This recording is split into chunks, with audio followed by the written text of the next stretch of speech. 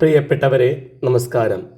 ശ്രീനാരായണ ഗുരു open യൂണിവേഴ്സിറ്റിയുടെ MA Malayalam 2ാം സെമസ്റ്ററിലെ ഭാഷാശാസ്ത്ര പഠനമാണ് നമ്മൾ ചർച്ച ചെയ്യുന്നത്. മുൻവർഷത്തെ പരീക്ഷയിൽ ചോദിച്ച പ്രധാനപ്പെട്ട ചില ഉപന്യാസ ചോദ്യങ്ങളാണ് ഇന്ന് പരിചയപ്പെടുത്തുന്നത്. സെസ്യൂറിൻ്റെ ഭാഷാശാസ്ത്ര കാഴ്ചപ്പാടുകൾ ചർച്ച ചെയ്യുക. 20ാം നൂറ്റാണ്ടിൽ മനുഷ്യചിന്തക്ക് പുതിയൊരു ദിശാബോധം നൽകിയത് സ്വിസ് ഭാഷാശാസ്ത്രജ്ഞനായിരുന്ന ഫെർഡിനാൻഡ് ഡി സെസ്യൂർ ആണ്. ഘടനാവാദത്തിൻ്റെ വികാസത്തിലും അദ്ദേഹത്തിൻ്റെ പങ്ക് നിർണായകമാണ്. വൈജ്ഞാനിക രംഗങ്ങളിൽ ഭാഷാശാസ്ത്രം നിർണായകമായ പങ്കുവഹിക്കാൻ തുടങ്ങിയത് അദ്ദേഹത്തിൻ്റെ വരവോടെയാണ്. ഭാഷാശാസ്ത്രത്തിന് അദ്ദേഹത്തിൻ്റെ സംഭാവന പ്രധാനമായും 4 സങ്കല്പനങ്ങളാണ്. 1. ഏകകാലികം ബഹുകാലികം. 2. Lang parole. 3. സൂചകം സൂചിതം. 4. വിന്യാസപരം സാദൃശ്യപരം എന്നിവ. സിൻക്രോണി, ഡയക്രോണി. ഏകകാലികം ബഹുകാലികം.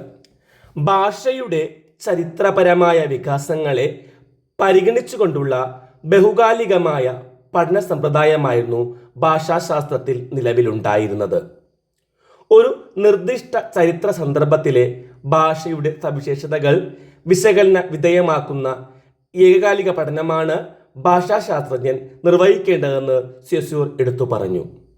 ഒരു ഛായാഗ്രാഹകൻ നിശ്ചല ചിത്രങ്ങൾ എടുക്കുന്നത് പോലെ ഭാഷയുടെ പരിണാമ പ്രക്രിയയിലെ ഒരു നിശ്ചിത സന്ദർഭത്തെ നിശ്ചലമാക്കുകയും അതിനെ ഒരു ഘടനയായി കണക്കാക്കുകയും ആ ഘടനയിൽ പ്രകടമാവുന്ന ഭാഷാ വൈവിധ്യങ്ങളിൽ ശ്രദ്ധ കേന്ദ്രീകരിക്കുകയുമാണ് ഒരു ഭാഷാശാസ്ത്രജ്ഞൻ ചെയ്യേണ്ടതെന്ന് സെസ്യൂർ എടുത്തു പറയുന്നു. ഏകകാലിക സ്ഥിതി തന്നെയാണിത്. ഒരേ കാലബിന്ദുവിൽ ഭാഷയിലെ ഏകകങ്ങളുടെ പരസ്പര ബന്ധത്തിൻ്റെ നില. ഇത്തരം ഒന്നിലേറെ നിലകൾ താരതമ്യം ചെയ്താൽ നിലയുടെ സ്വഭാവത്തിൻ്റെ മാറ്റം മനസ്സിലാക്കാം. ഇതാണ് ഡയക്രോണി അഥവാ ബഹുകാലികത.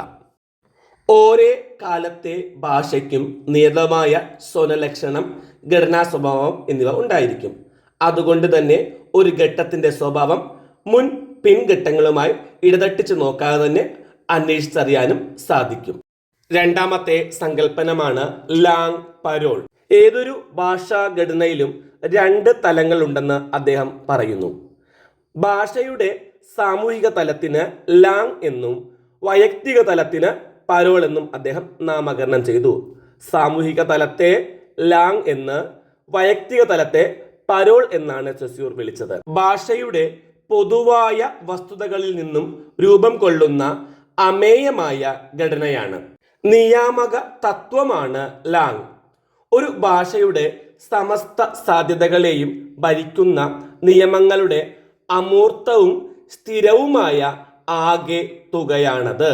ഒരു ഭാഷയുടെ സമസ്ത സാധ്യതകളെയും ഭരിക്കുന്ന നിയമങ്ങളുടെ അമൂർത്തവും സ്ഥിരവുമായ ആകെ തുകയാണ് ലാങ് എന്നത്. ഈ സാധ്യതകളുടെ വളരെ ചെറിയ അംശം മാത്രമേ യഥാർത്ഥ സംഭാഷണത്തിൽ ആളുകൾ ഉപയോഗിക്കുന്നുള്ളൂ. ഇങ്ങനെ പ്രകടമാകുന്ന ഭാഷണത്തെയാണ് സെസ്യൂർ പരോൾ എന്ന് വിളിക്കുന്നത്. ഇത് പ്രതിവ്യക്തി ഭിന്നവും സാഹചര്യങ്ങളാൽ നിയന്ത്രിതവുമാണ്. ഇത് ഓരോ വ്യക്തിക്കും വ്യത്യാസമാണ്. സാഹചര്യങ്ങൾ കൊണ്ട് നിയന്ത്രണവും ഉള്ളതാണ്. ലാങ് ഒരു പൊതുമാനകവും പരോൾ പ്രത്യേക സന്ദർഭങ്ങളിൽ ആ മാനകം പ്രവർത്തിക്കുന്ന രീതിയുമാണ്. ലാങ് എന്നതൊരു പൊതുമാനകമാണ്, എന്നാൽ പരോൾ ഒരു പ്രത്യേക സന്ദർഭങ്ങളിൽ ആ മാനകം പ്രവർത്തിക്കുന്ന രീതിയാണ്.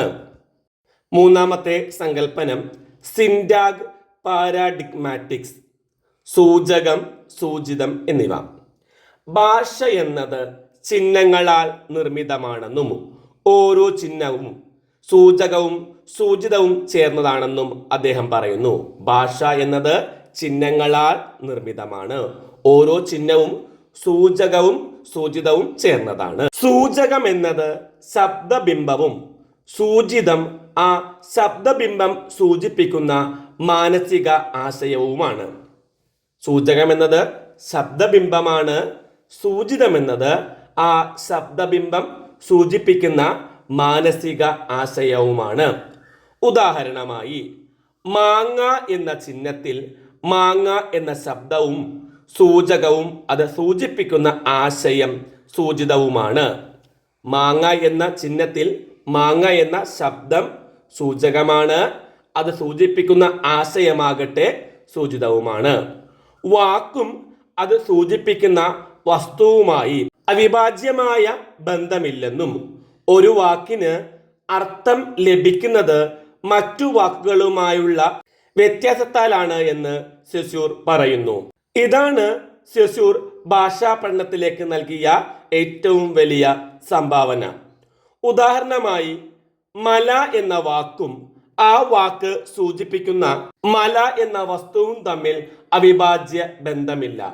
ശബ്ദതലത്തിൽ മഴ, തല തുടങ്ങിയ വാക്കുകളിൽ നിന്ന് അർത്ഥതലത്തിൽ കുന്ന്, പർവ്വതം തുടങ്ങിയ വാക്കുകളിൽ നിന്നുമുള്ള വ്യത്യാസത്തിൽ നിന്നാണ് മല എന്ന ചിഹ്നത്തിന് അർത്ഥം കിട്ടുന്നത്. നാലാമത്തേത് സിഗ്നിഫിയന്റ്, സിഗ്നിഫിയ, വിന്യാസപരം, സാദൃശ്യപരം. ഘടനാവാദത്തിന്റെ മറ്റൊരാധാര ശിലയാണ് വിന്യാസപരവും സാദൃശ്യപരവുമായ ശൃംഖലകളെക്കുറിച്ചുള്ള സെസ്യൂറിന്റെ സങ്കല്പനം. വാക്കുകൾ വാക്യത്തിനകത്ത് മുന്നിൽ വരുന്നത്, പിന്നിൽ വരുന്നത് എന്ന തരത്തിൽ പരസ്പരാശ്രിതമായ ഒരു ബന്ധം സ്ഥാപിക്കുന്നുണ്ട്. ഇതാണ് വിന്യാസപരമായ ശൃംഖല. വാക്കുകൾ വാക്യത്തിനകത്ത് മുന്നിൽ വരുന്നത്, പിന്നിൽ വരുന്നത് എന്ന തരത്തിൽ ഒരു പരസ്പരാശ്രിതമായ ഒരു ബന്ധമുണ്ട്. ഇതിനെ നമ്മൾ വിന്യാസപരമായ ശൃംഖല എന്ന് പറയുന്നു. ഉദാഹരണം, ശക്തനായ വൃദ്ധൻ യുവാവിനെ കൊന്നു എന്ന വാക്യത്തിൽ ശക്തനായ എന്ന വാക്ക് യുവാവിനെ എന്ന വാക്കിന് മുന്നിൽ പ്രതിഷ്ഠിച്ചാൽ അർത്ഥം മാറുന്നു.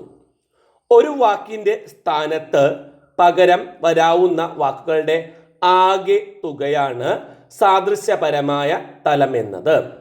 ഒരു വാക്കിന്റെ സ്ഥാനത്ത് പകരം വരാവുന്ന വാക്കുകളുടെ ആകെ തുകയെ സാദൃശ്യപരമായ തലമെന്ന് പറയാം. മേൽപ്പറഞ്ഞ വാചകത്തിൽ ശക്തനായ എന്ന വാക്കിന് പകരമായി ഉപയോഗിക്കാവുന്ന ഒട്ടേറെ വിശേഷണ പദങ്ങളുണ്ട്.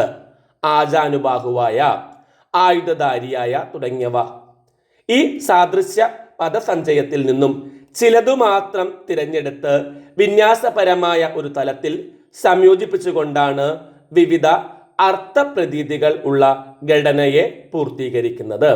സദൃശ്യ പദസഞ്ചയത്തിൽ നിന്ന് ചിലതിനെ മാത്രം തിരഞ്ഞെടുത്ത് വിന്യാസപരമായ ഒരു തലത്തിൽ സംയോജിപ്പിച്ചുകൊണ്ടാണ് വിവിധ അർത്ഥപ്രതീതികളുള്ള ഘടനകൾ പൂർത്തീകരിക്കുന്നത്.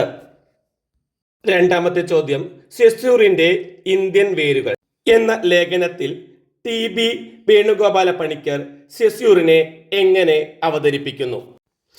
സെസ്യൂറിന്റെ ഭാഷാശാസ്ത്ര പഠനത്തിന് ഭാരതീയ വ്യാകരണ മാതൃകകൾ എങ്ങനെയൊക്കെ സഹായകരമായിട്ടുണ്ട് എന്ന് വേണുഗോപാല പണിക്കർ ഈ ലേഖനത്തിൽ വിശദീകരിക്കുന്നുണ്ട്. സെസ്യൂറിന്റെ ഭാഷാശാസ്ത്ര ചിന്തകൾ 1906 മുതൽ 1911 വരെ അദ്ദേഹം ചെയ്ത പ്രഭാഷണ പരമ്പരയുടെ പുസ്തകമായ കോഴ്സ് ഇൻ ജനറൽ ലിംഗ്വിസ്റ്റിക്സിൽ സമാഹരിച്ചിട്ടുണ്ട്. ഇത് സാധിക്കുന്നതിന് അദ്ദേഹത്തെ ഏറ്റവും കൂടുതൽ സഹായിച്ചത് ഭാരതീയ ഭാഷാ പഠനങ്ങളാണ്. സംസ്കൃത അധ്യാപകനായിരുന്ന സെസ്യൂർ 4 വിപരീത ദ്വന്ദ്ങ്ങളെയാണ് ഭാഷയിൽ വിശകലനം ചെയ്തത്. 1 ഏകകാലികം ബഹുകാലികം, 2 ലാങ് പരോൾ, 3 സൂചകം സൂചിതം, 4 വിന്യാസപരം സാദൃശ്യപരം എന്നിവ. ഭാഷയുടെ പഠന രീതിയാണ് ഏകകാലിക ബഹുകാലിക രീതി. ഇതിൽ ഏകകാലിക ഭാഷാ പഠന രീതികളുടെ സ്വഭാവം സെസ്യൂർ വിശദമാക്കുന്നുണ്ട്. ഇത് ഭാരതീയ വ്യാകരണ പദ്ധതിയെ അനുകരിച്ചതാണെന്ന് ലേഖകൻ വിശദമാക്കുന്നു. പാണിനിയുടെയും അഷ്ടധ്യായിയെയും ദ്രാവിഡ വ്യാകരണമായ തൊൽക്കാപ്യവും ഇതിന് അദ്ദേഹത്തെ സഹായിച്ചിട്ടുണ്ട്. പിൽക്കാല വ്യാകരണ പഠനങ്ങൾ ആഗമിക ഭാഷാശാസ്ത്രത്തിന് പ്രാധാന്യം നൽകിയതും ഈ പശ്ചാത്തലത്തിൽ വേണം പരിശോധിക്കേണ്ടതെന്ന് ലേഖകൻ സൂചിപ്പിക്കുന്നു. കേരള പാണ്ഡിയം എഴുതാൻ AR-നും ഇന്ദുലേഖ എന്ന നോവൽ എഴുതാൻ ചന്തുമേനോനും ചിത്രകലയിലെ പുതിയ സാങ്കേതികതയ്ക്ക് രവിവർമ്മയ്ക്കും പ്രചോദനമായതെല്ലാം ഇത്തരം സ്വാധീനതകളായിരിക്കാം. സെസ്യൂറിന്റെ ലാങ് പരോൾ സങ്കല്പത്തിന് അടിസ്ഥാനവും ഭാരതീയ ഭാഷാജ്ഞാനമാണ്. ഭാഷ സമൂഹത്തിൽ സൃഷ്ടിക്കുന്ന അർത്ഥവും പ്രതീതിയുമാണിത്. ഏകകങ്ങളും അവയുടെ പരസ്പര ചേരുവയുടെ സ്വാതന്ത്ര്യ നിയന്ത്രണങ്ങളും ചേർന്നതാണ് ലാങ്. ഓരോ സന്ദർഭവും അനുസരിച്ചുള്ള അർത്ഥാവിഷ്കരണമാണ് പരോൾ. ഭാരതീയ വ്യാകരണ ദർശനങ്ങളായ സമയ ക്രോഡീകരണവും സാമാന്യവൽക്കരണവുമാണ് ഇത് രണ്ടും. ഏതാനും രൂപങ്ങളിൽ നിന്ന് ബഹുരൂപങ്ങൾ സൃഷ്ടിക്കുന്നതിനെ പറ്റിയൊക്കെ മഹാഭാഷ്യത്തിൽ പതഞ്ജലി വിശദമാക്കുന്നുണ്ട്. നിഘണ്ടുവും വ്യാകരണവും വർണ്ണ വ്യവസ്ഥയുമെല്ലാം തന്നെയാണ് ശശൂർ പറഞ്ഞ ലാങ്ങും പരോളും. ഭാഷയുടെ അർത്ഥവുമായി ബന്ധപ്പെട്ടതാണ് സൂചക സൂചിത സങ്കല്പനം. അർത്ഥം വെറും ആരോപിതമാണെന്ന് ശശൂർ വിശദമാക്കുന്നു. സ്ഥിരമായി ഒരു വാക്കിനും കൃത്യമായ അർത്ഥമില്ലെന്നും നമ്മൾ ഓരോ സാഹചര്യത്തിൽ വ്യവഹരിക്കുന്നതാണ് അർത്ഥമെന്നും അദ്ദേഹത്തിന്റെ പക്ഷം. വാഗർത്താവിവ സംപൃക്തൗ എന്നൊക്കെയുള്ള ഭാരതീയ ദർശനങ്ങൾ ശബര ദർശനം വൈശേഷികന്മാരുടെയും ന്യായ ദർശനങ്ങളും ഈ സങ്കല്പനങ്ങൾ രൂപപ്പെടുത്തുന്നതിൽ ശശൂറിനെ സഹായിച്ചിട്ടുണ്ട്. വർണ്ണങ്ങളുടെയും അക്ഷരങ്ങളുടെയും വിന്യാസത്തിന്റെ അടിസ്ഥാനത്തിലാണ് തിരച്ചീന ലംബതല സങ്കല്പനങ്ങൾ ശശൂർ രൂപീകരിച്ചത്. തമിഴിലെ അക്ഷര വിന്യാസക്രമങ്ങളും ഭാരതീയ നാടകത്തിലെ പഞ്ചസന്ധി വിശകലനങ്ങളുമെല്ലാം ഇതിന് ശശൂറിനെ സഹായിച്ചിട്ടുണ്ടാകാം എന്ന് ലേഖകൻ പറയുന്നു. ചുരുക്കത്തിൽ ഭാഷാശാസ്ത്രപരമായ ശശൂറിന്റെ 4 ഘടക ചിന്തയിലും ഭാരതീയ വ്യാകരണ പദ്ധതികൾ സ്വാധീനം ചെലുത്തിയിട്ടുണ്ടെന്ന് വേണുഗോപാല പണിക്കർ തന്റെ ലേഖനത്തിൽ വിശദമാക്കുന്നു. ചോദ്യം: പദാംഗ ഘടന മലയാളത്തിൽ ലഘു വിവരണം തയ്യാറാക്കുക. സ്വയം ഉച്ചാരണക്ഷമമായ ഏറ്റവും ചെറിയ ശാബ്ദിക ഘടകമാണ് പദാംഗം. സ്വയം ഉച്ചാരണക്ഷമമായ ഏറ്റവും ചെറിയ ശാബ്ദിക ഘടകത്തെയാണ് പദാംഗം എന്ന് പറയുന്നത്. ഒരു പദത്തിൽ എത്ര അക്ഷരങ്ങൾ ഉണ്ട് എന്ന് നോക്കാൻ സ്വരങ്ങൾ എത്ര എന്ന് നോക്കിയാൽ മതി. ഉദാഹരണമായി വിടുക എന്ന പദം എടുക്കുക. ആ വിടുക എന്നതിൽ വ അധികം ഇ, ഡ അധികം ഉ, ക അധികം ആ 3 സ്വരങ്ങളാണ് അതിലുള്ളത്. അതുവഴി അതിൽ 3 പദാംഗങ്ങൾ ഉള്ളതായി കണക്കാക്കാം. പദാംഗത്തിന്റെ ഘടന ഇപ്രകാരം വിശദീകരിക്കാവുന്നതാണ്. ഒരു പദാംഗത്തിന്റെ കേന്ദ്രം സ്വരമായിരിക്കും. പദാംഗത്തിന് ഒരു പ്രാരംഭകം ഉണ്ടായിരിക്കും. ഇത് വ്യഞ്ജനമായിരിക്കും. ഒരു പദത്തിന്റെ അന്ത്യവ്യഞ്ജനം അതിലെ അവസാന പദാംഗത്തിന്റെ അന്ത്യമായിരിക്കും. പദ മധ്യവ്യഞ്ജനങ്ങൾ പിൻസ്വരത്തിന്റെ പ്രാരംഭമായിരിക്കും. പദമധ്യവ്യഞ്ജനം കൂട്ടക്ഷരമാണെങ്കിൽ ആദ്യാക്ഷരം മുൻസ്വരത്തോടും രണ്ടാമത്തെ അക്ഷരം പിൻസ്വരത്തോടും ചേർന്ന് പദാംഗം നിർണയിക്കാം. ഭാഷയിലെ പദാംഗത്തെ ഇപ്രകാരം അടയാളപ്പെടുത്താം. സ്വരം, ചിഹ്നം. സ്വരത്തിൽ ആ, ചിഹ്നം എന്ന് പറയുന്നത് ബി കൊണ്ട് സൂചിപ്പിക്കുക. രണ്ടാമത്തത് സ്വരം, വ്യഞ്ജനം, അത് അം ആണ്. ചിഹ്നത്തിൽ വി സി എന്ന് എഴുതുക. 3 വ്യഞ്ജനം സ്വരം, അത് ക എന്ന അക്ഷരം, ചിഹ്നം സി വി. 4 വ്യഞ്ജനം സ്വരം വ്യഞ്ജനം, കം ആണ്, ചിഹ്നം സി വി സി. ഏകാക്ഷരം, ദ്വക്ഷരം, ത്രക്ഷരം എന്ന വിധത്തിലാണ് മലയാളത്തിൽ പദാംഗങ്ങളുടെ സാന്നിധ്യം. ഏകാക്ഷരങ്ങളാണ് ഉദാഹരണം പാൽ, തേൻ, വാ എന്നിവ. ദ്വക്ഷരങ്ങൾ കട, തറ, പറ എന്നിവ. ത്രക്ഷരങ്ങൾ ഉറവ, കരച്ചിൽ, വരുതി. 3-ലധികം പദാംഗങ്ങൾ വരുന്നവ മലയാളത്തിൽ പ്രയേണ കുറവാണ്. ഉണ്ടെങ്കിൽ അത് അന്യഭാഷയിൽ നിന്ന് സ്വീകരിച്ചവയായിരിക്കും. നാരായണൻ എന്ന പദം ഉദാഹരണം. ഈ ക്ലാസ് നമുക്ക് ഇവിടെ അവസാനിപ്പിക്കാം. മറ്റൊരു ക്ലാസ്സുമായി കാണും വരെ എല്ലാവർക്കും നന്ദി, നമസ്കാരം.